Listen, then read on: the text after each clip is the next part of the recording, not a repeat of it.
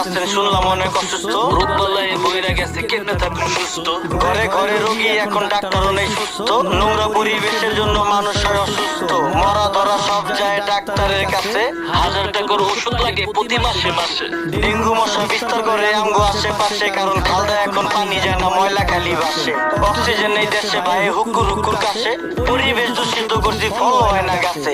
আপনার বাড়ির পাশেই তো বইরা গেছে ড্রেন, ড্রেনে কেমনে পানি যাইবো, চালান যাইবো ট্রেন। ওই যে আকাশ থেকে নেমে এলো ছোট্ট একটি প্লেন, বুঝতে হই না কইন আপনি কারে দিবেন প্লেন।